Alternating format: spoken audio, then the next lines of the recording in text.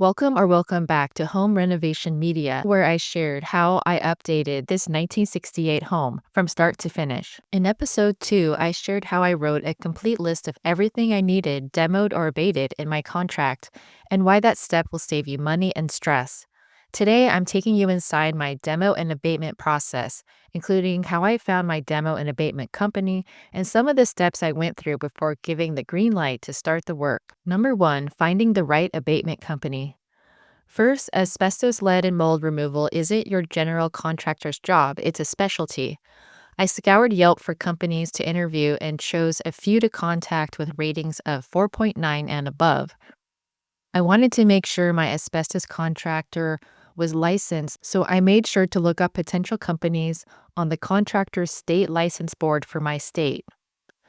In addition, I spoke to a neighbor who had used one of these three companies very recently about her experience, and I got feedback from regular general contractors I was interviewing about the companies. This helped me select the company that I used. Step 2, testing. In order to complete the abatement project, I had to provide the abatement company with official testing reports.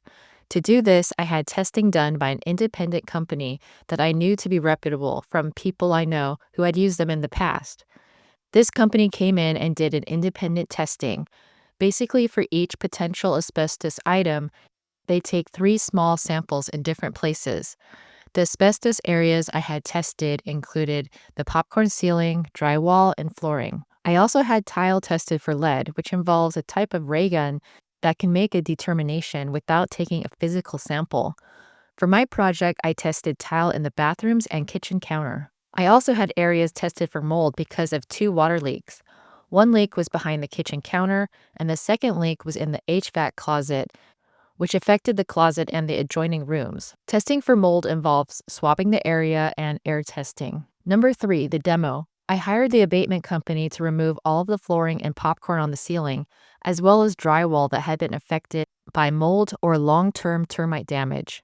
I chose to have the abatement company demo the non-asbestos items too, such as the kitchen cabinets, the kitchen appliances, and the bathroom vanities, as I did a full kitchen remodel as well as 2 bathroom remodels. I also removed some of the cabinetry in the laundry room to make it look cleaner. Number 4, the garage.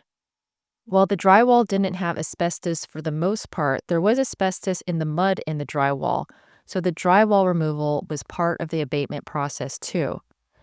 In the garage, there was hanging tape that was falling off the drywall seams, so I wanted to be careful with it. We did an abatement process in the garage to properly remove the tape and get it prepared for some drywall improvement in paint. Also in the garage, stained areas of drywall were removed around the water heater. Number 5, the backyard table surprise. Now here's the part I mentioned earlier.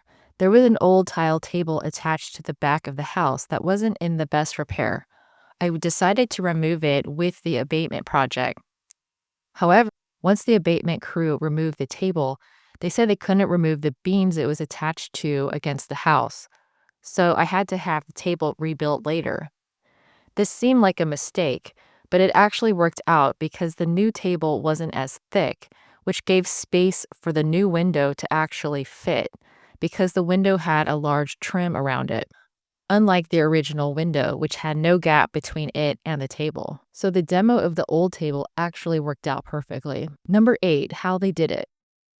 During removal and remediation, they used modern safety techniques, including negative air pressure, HEPA filters, plastic sheeting, including over vents, and EPA notifications. We weren't allowed inside until it was completely finished and passed air testing. Number 9, review process. As I mentioned in episode 2, I created an exact list of everything to be done and put it in the contract. Then, as part of their routine process, the company sent me progress photos along the way and sent me photos of the final work. During this process, I could refer to my list to make sure everything was done.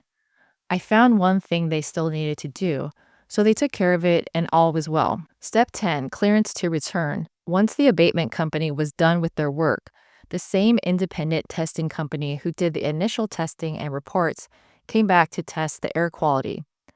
Once the report came out, that the air passed inspection, I was able to return. So that's my abatement and demo process and experience for this 1968 home.